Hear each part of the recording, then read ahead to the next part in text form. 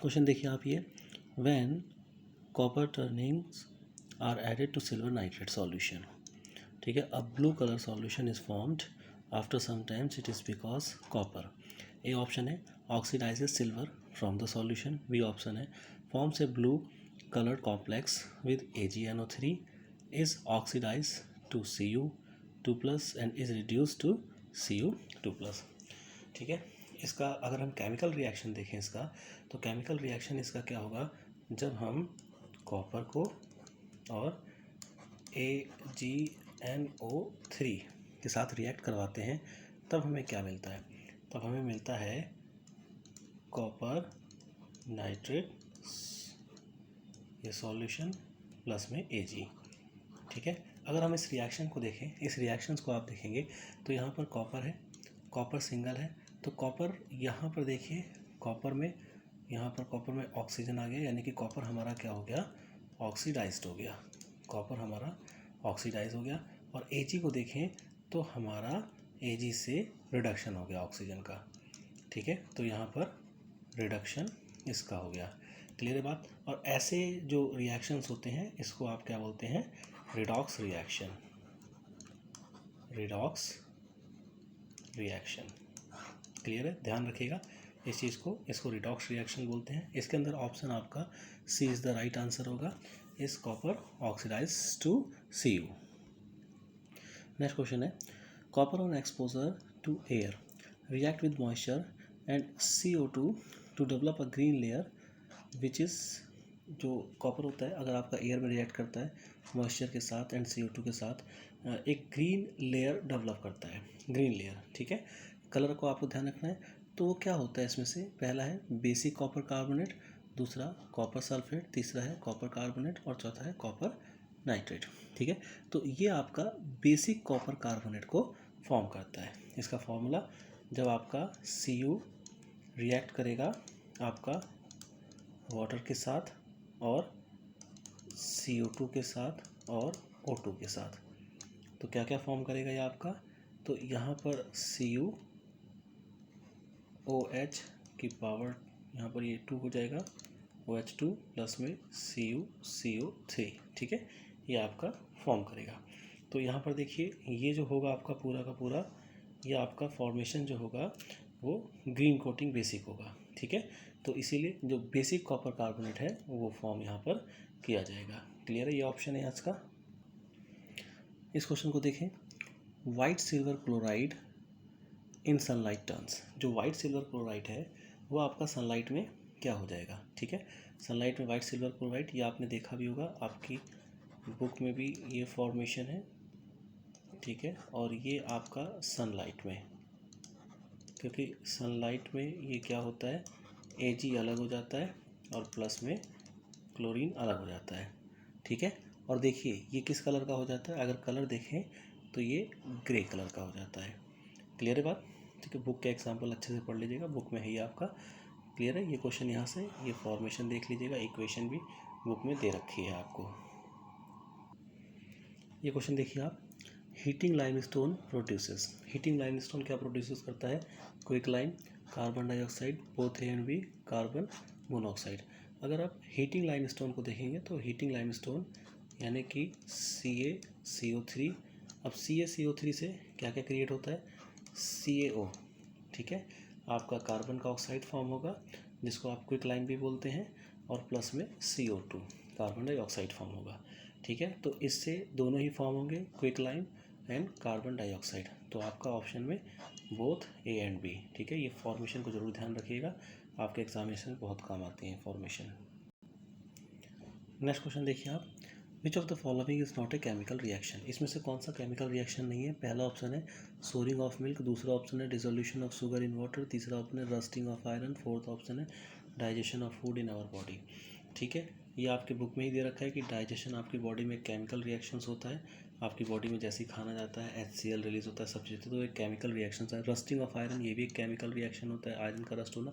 Souring of milk, ये भी एक केमिकल रिएक्शन होता है, दूध का खट्टा होना। ठीक है, ये एक केमिकल रिएक्शन नहीं होता है, dissolution of sugar in water. ठीक है, आपका शुगर का पानी में मिलाना, सॉल्यूशन उसका क्रिएट करना, ये एक केमिकल रिएक्शन नहीं है। ठीक है, तो इसका करेक्ट आंसर B है। क्लियर है। इस क्वेश्चन को देखिए, in exothermic reactions the reactant. Exothermic reactions में रिएक्टेंट क्या होता है? पहला ऑप्शन है have less energy than the product form, दूसरा है आपका have more energy than the product form, तीसरा ऑप्शन है are at lower temperature that product have equal energy as product. ठीक है, तो ये आपको समझना है एक्सोथर्मिक रिएक्शंस में क्या होता है। सबसे पहले हम एक्सोथर्मिक रिएक्शंस को देखते हैं। जो एक्सोथर्मिक रिएक्शंस होता है उसके अंदर रिएक्शन मिक्सचर होता है, रिएक्शन मिक्स होता है। जब मिक्स होता है तो वो बहुत ही ज़्यादा हीट एनर्जी को प्रोड्यूस करता है।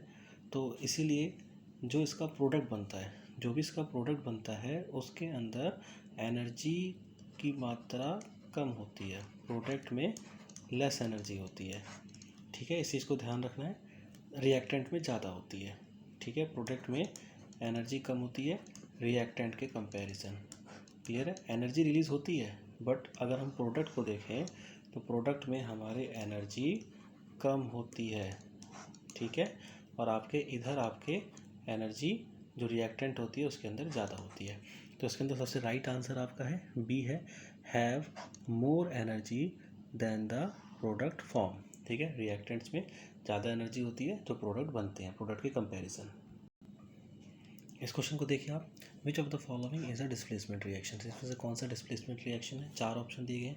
देखिए, जब दो रिएक्टेंट्स को ऐड करके एक सिंगल रिएक्टेंट्स क्रिएट होता है तो इसको आप बोलते हैं कॉम्बिनेशन रिएक्शन। ठीक है, तो ये पहला वाला एग्जांपल आपका कॉम्बिनेशन रिएक्शन का है, कॉम्बिनेशन रिएक्शन। ठीक है, ऐसा ही सेम आपका यहाँ भी दिख रहा है आपको, तो ये भी आपका क्या है? कॉम्बिनेशन रिएक्शन है ये भी। ठीक है, कॉम्बिनेशन रिएक्शन है ये। अब देखिए यहाँ पर देखिए आप MgCO3 एंड MgO और CO2, ये आपका कहलाता है डीकम्पोजिशन रिएक्शन। जब एक रिएक्टेंट में से दो या दो से अधिक प्रोडक्ट आपके बनते हैं तो उसको बोलते हैं डीकम्पोजिशन रिएक्शन, डीकम्पोजिशन रिएक्शन। ठीक है, क्लियर है बात, यहाँ तक ही हो गया। अब यहाँ पर देखिए ये वाला आपका है डिस्प्लेसमेंट रिएक्शंस, यानी कि यहाँ पर 2Na है प्लस में 2H2O है। तो आप देखिए यहाँ से Na ने क्या करा कि अब ये डिस्प्लेसमेंट कर रहा है हाइड्रोजन को। ठीक है, तो Na ने आपका OH के साथ सोडियम हाइड्रोक्साइड क्रिएट कर लिया और प्लस में आपका हाइड्रोजन रिलीज कर लिया। ठीक है, पहले आपका H2O वाटर था और ये Na था, तो सोडियम ने H के साथ में OH के साथ मिलकर के हाइड्रोक्साइड का क्रिएट कर लिया और इसको आपको हाइड्रोजन अलग कर दिया। तो ये आपका ये कॉम्बिनेशन आपका कहलाता है डिस्प्लेसमेंट रिएक्शन। जब एक रिएक्टेंट होता है वो मिल करके प्रोडक्ट में आपका क्या करता है? डिस्प्लेस कर देता है दूसरे रिएक्टेंट को। ठीक है, तो that is called displacement reaction. Next question देखिए आप, when dilute hydrochloric acid is added to zinc pieces taken in a test tubes. तो इसके अंदर ऑप्शन क्या है? No changes take place, the colour of the solution become yellow, pungent smelling gas get liberated and small bubbles of hydrogen gas appear on the surface of the zinc। ठीक है, पहले तो हम इसका आपका वो बनाते हैं, यानी कि इसने क्या करा है? हाइड्रोक्लोरिक एसिड को जिंक के साथ इसने मिलाया है, Zn2HCl के साथ मिलाया है इसको, और इसका आपका क्या बनेगा? Zn आपका क्लोरीन के साथ मिल जाएगा HCl के साथ, तो ZnCl2 बन जाएगा आपका, जिंक क्लोराइड बन जाएगा आपका, और प्लस में आपका 2H यानी कि H2 आपका रिलीज हो जाएगा। ठीक है, तो आपका फोर्थ ऑप्शन है कि small bubbles of hydrogen gas appears on the surface of the zinc pieces. ठीक है, तो स्मॉल बबल्स आपके जिंक पीसेस के पास हाइड्रोजन गैस आपको लिबरेट आपको दिखेगी surface of the zinc pieces के। ठीक है, क्लियर बात, तो इसका आंसर डी। नेक्स्ट क्वेश्चन देखिए आप, which of the following metal is protected by a layer of its oxide. कौन सा इसमें से मेटल है जो प्रोटेक्ट होता है अपने इट्स ऑक्साइड, अपने ऑक्साइड से? ठीक है ना, कॉपर, सिल्वर, आयरन और एल्यूमिनियम। तो इसके अंदर जो ऑप्शन है आपका एल्यूमिनियम है। एल्यूमिनियम प्रोटेक्टिंग लेयर को क्रिएट करता है ऑक्साइड्स के, जो प्रिवेंट करता है आगे कोरोशन होने से प्रिवेंट करता है। ठीक है, आगे कोरोशन इसके अंदर नहीं होता है, ये ख़राब नहीं होता है। इसलिए आप देखेंगे कभी कभी एल्यूमिनियम की सीट्स, आपका जो वॉशरूम होता है उसके गेट पे एल्यूमिनियम की एक लेयर लगाई जाती है, या पानी जहाँ ज़्यादा होता है वो गेट पे एल्यूमिनियम की एक लेयर लगाई जाती है, प्रोटेक्टिव लेयर हो जाती है एल्यूमिनियम की, जिससे आगे कोरोशन उसके अंदर नहीं होता है। ठीक है, नेक्स्ट क्वेश्चन देखिए आप, when hydrogen sulphide gas is pass through a blue solution of copper sulphate, a black precipitate of copper sulfide is obtained and sulfuric acid so formed remain in solution. ठीक है, the reaction is an example of, पहले इसको समझेंगे। जब इसने copper sulphate लिया, ठीक है, कॉपर सल्फेट लिया और उसको इसने किसके साथ किया, यहाँ पर हाइड्रोजन सल्फाइड के साथ, यानी कि H2S के साथ, तो इसको क्या मिला, ये देखिए ध्यान से, कॉपर और ये आपका SO4 H2 और S, ठीक है, ये चार चीज़ें हैं, तो इसको मिलेगा कॉपर का सल्फाइड और प्लस में H2SO4, क्लियर है बात, ठीक है, H2SO4 ये इसको मिला। अब देखिए ध्यान से, तो ये कैसा रिएक्शन है, ये आपका डबल डिस्प्लेसमेंट रिएक्शंस है। क्यों, क्योंकि आपने देखा कि डबल डिस्प्लेसमेंट रिएक्शंस का इसका इसके साथ मैचिंग हो जाता है और इसका इसका साथ मैचिंग हो जाता है। फर्स्ट का आपका 4 के साथ मैचिंग होता है, 2 का 3rd के साथ मैचिंग होता है, तो H2SO4 बन जाता है और CuS बन जाएगा। तो ये डबल डिस्प्लेसमेंट रिएक्शन होता है जिसके अंदर दो चीज़ें डिस्प्लेस होती हैं। क्लियर है बात, डबल डिस्प्लेसमेंट। नेक्स्ट क्वेश्चन है, the electrolytic decomposition of water gives H2 and O2 in the ratio, ठीक है, 1:2 by volume, 2:1 by volume, 8:1 by mass and 1:2 by mass. ठीक है, अब देखिए इसके अंदर जो ऑप्शन सही हो सकता था, ये वाला सही हो सकता अगर ये 1:8 देते, क्योंकि हाइड्रोजन और ऑक्सीजन का जो रेशियो होता है वो 1:8 का होता है। ठीक है, तो ये वाला ऑप्शन आपका गलत हो गया। अब ये वाला ऑप्शन गलत हो गया, तो मास में तो ये भी गलत होगा। वॉल्यूम में देखिए, वॉल्यूम में देखिए हाइड्रोजन, वॉल्यूम को देखा जाए तो हाइड्रोजन का वॉल्यूम कितना होता है, 2 होता है, और प्लस में ऑक्सीजन का सिंगल होता है। क्लियर है, तो ये 2/1 से यहाँ पर क्रिएट होता है। क्लियर है, आपका जो ऑक्सीजन होगा वो उसका वॉल्यूम 1 होगा और हाइड्रोजन का वॉल्यूम 2 होगा, तो 2/1 से ये क्रिएट होता है। ठीक है, तो इसीलिए बाय वॉल्यूम 2:1 का रेशियो होगा इसमें। इस क्वेश्चन को देखिए आप, when washing soda is treated with hydrochloric acid it gives of a colorless gas with a lot of effervescence. Identify the gas, आपको गैस को आइडेंटिफाई करना है, कौन सी गैस है, CO2, O2, CO और Cl2। ठीक है, यहाँ पर देखिए ये आपकी गैस CO2 होगी, इसका हम अगर केमिकल रिएक्शंस का फॉर्मूला क्रिएट करें, NO2CO3 होगा प्लस में 2HCl। ठीक है, ये आपका क्या क्रिएट करेगा, 2NaCl हो जाएगा, NaCl प्लस में ये आपका H, आपका क्या बचा यहाँ पर, CO3 बचा और यहाँ पर 2H बचा। ठीक है, तो 2H और एक O मिल करके H2O हो जाएगा और प्लस में CO2 यहाँ से क्रिएट हो जाएगा। ठीक है, तो ये आपका CO2 कार्बन डाइऑक्साइड यहाँ से गैस आपका क्रिएट होगा। क्लियर है,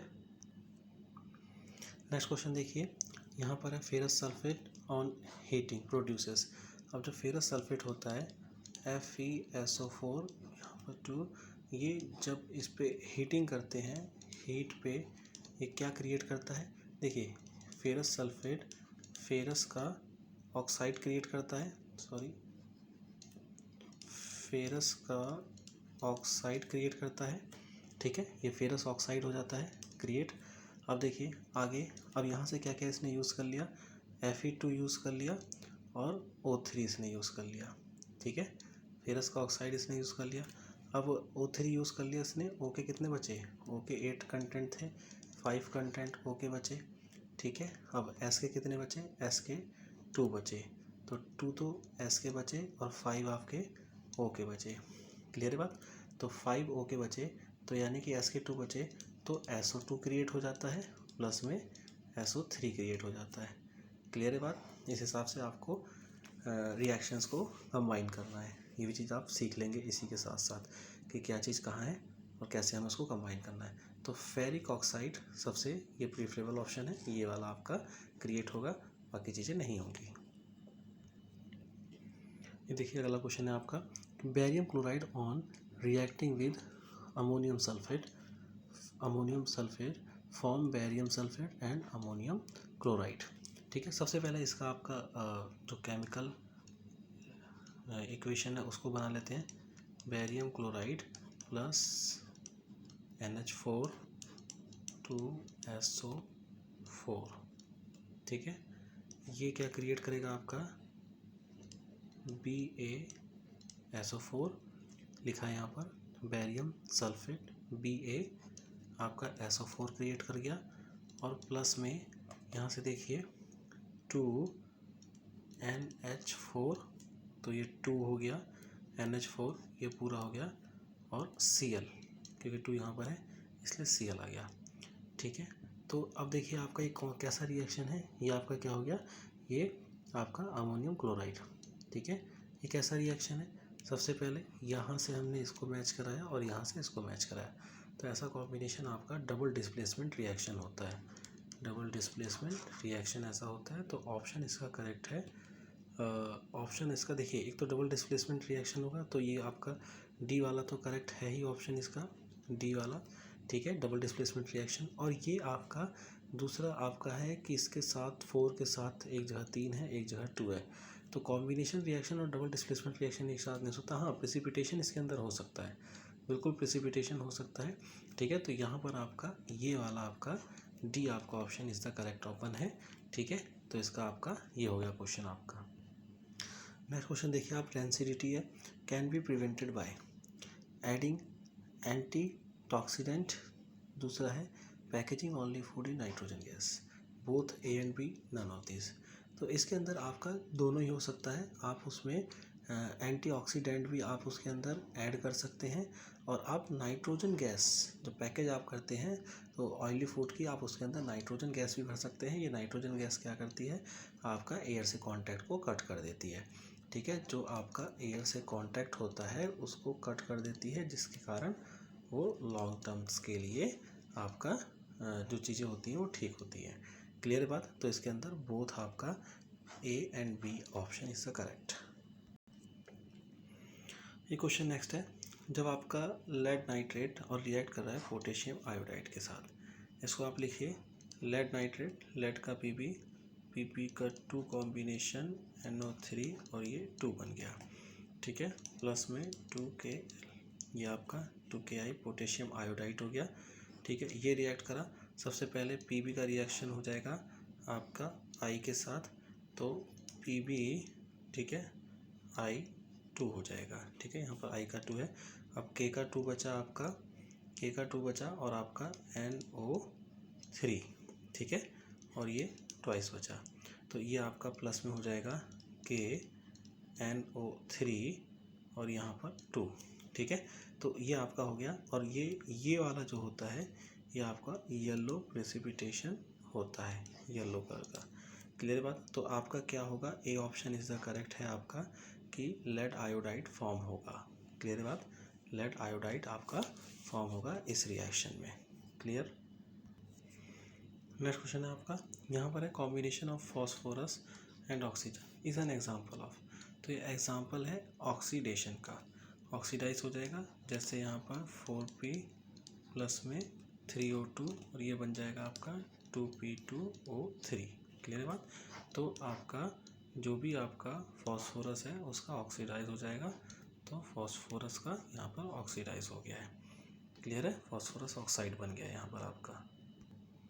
नेक्स्ट क्वेश्चन देखिए आप, iron nail were dipped in a solution capped in a test tube, after half an hour it was observe that the colour of the solution has changed, the solution present in a test tube was that.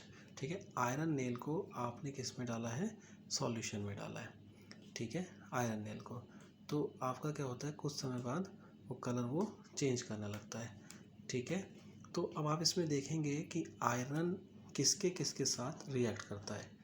ठीक है, तो iron react किसके साथ करेगा, सबसे पहली बात, जिससे भी आयरन रिएक्टिव ज़्यादा होगा, जिससे भी आयरन रिएक्टिव ज़्यादा होगा, यानी कि मोर रिएक्टिव होगा। आयरन जिससे ज़्यादा उससे ही रिएक्टिव होगा। तो एक आपको चैप्टर में रिएक्टिविटी सीरीज़ भी दे रखी है 4th चैप्टर में, उसको आप एक बार अच्छे से देख लीजिएगा रिएक्टिविटी सीरीज़ को, कि आयरन से ज़्यादा कौन कौन रिएक्टिव होते हैं। ठीक है, तो जिंक और आपका एल्यूमिनियम ये आयरन से मोर रिएक्टिव होते हैं। अगर इनके साथ आयरन को लेकर के आएंगे तो ये आयरन इनको रिप्लेस नहीं कर पाएगा, क्योंकि आयरन से ज़्यादा रिएक्टिव होते हैं। तो ये केवल और केवल आपका कॉपर को रिप्लेस कर पाएगा, क्योंकि कॉपर क्या है, लेस रिएक्टिव है देन द आयरन। ठीक है, तो अगर आयरन को आप कॉपर सल्फेट के साथ डालते हैं, ठीक है, आयरन को अगर आप कॉपर सल्फेट के साथ डालते हैं तो ये आपका आयरन का सल्फेट बन जाएगा और कॉपर को ये अलग कर देगा, और जिसका कलर आपका सॉल्यूशन में ये हो जाएगा। ठीक है, ये आपको बोल रहा है कि चेंज कलर वो चेंज कर देगा। क्लियर है बात, समझ में आ गई बात। तो ये आपको ध्यान रखना है रिएक्टिविटी सीरीज से, जो आपके रिएक्टिव में होता है। दे रखा है कि highly reactive metal, less reactive metal कौन कौन से हैं।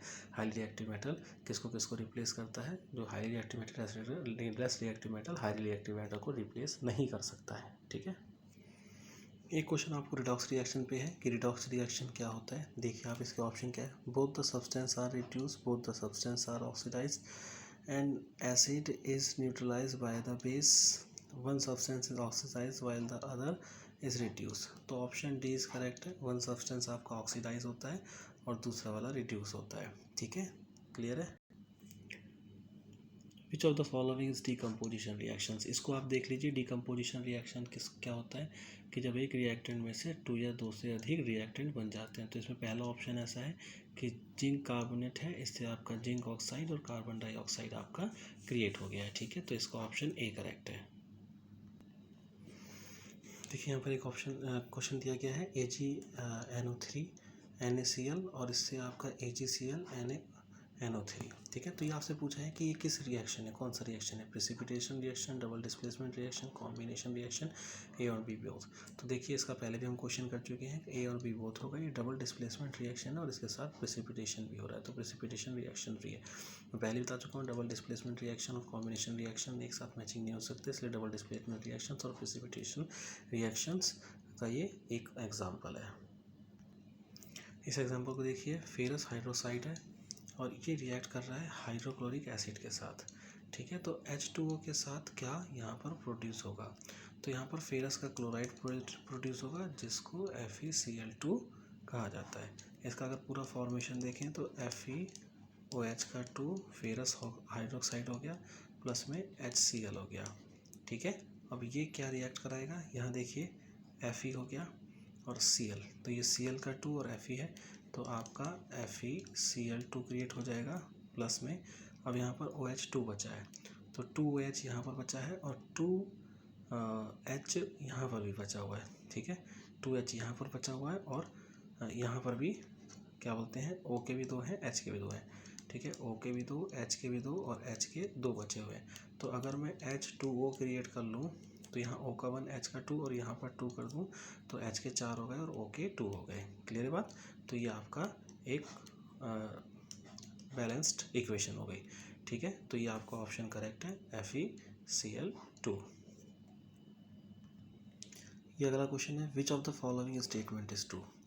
Total mass of the substance remain same in the chemical changes. जब केमिकल चेंज होता है तो टोटल मास जो होता है वो आपका सब्सटेंस में सेम रहता है। दूसरा है chemical change is permanent and irreversible. ठीक है, केमिकल चेंज परमानेंट होता है और उसको चेंज नहीं किया जा सकता है, इरिवर्सिबल नहीं किया जा सकता है। A physical change is temporary, physical change temporary है and is generally reversible. Physical change आपका टेम्पररी होता है और उसको रिवर्स किया जा सकता है, वो दोबारा से वापस हो सकता है। ठीक है, ऑल ऑफ दिस, इसमें से कौन सा ऑप्शन करेक्ट है आपका, इसमें केमिकल रिएक्शंस के पर्सपेक्टिव से डी ऑप्शन करेक्ट है। सारे ही स्टेटमेंट ठीक हैं। ठीक है, तो इसके कुछ क्वेश्चंस हमने करने के लिए कोशिश करी है और आगे भी मैं क्वेश्चंस इसके डालता रहूँगा। आपको समझ आता तो लाइक कीजिए, सब्सक्राइब कीजिए। ठीक है, ये आपका 10th क्लास का पहला चैप्टर है। आगे भी हम कोशिश करेंगे इसको और आपको समझाने की बेहतर ढंग से। Thank you.